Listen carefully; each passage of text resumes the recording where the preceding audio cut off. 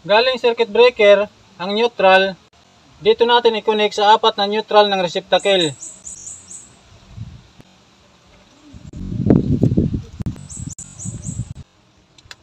Ang line naman galing breaker, dito natin i-connect sa switch. Itong walang tagging, ito ang gawin nating supply ng switch. Ang dulo nito, dito natin ilagay sa single pole switch. Ito yung switch natin. Dito natin ito ilalagay.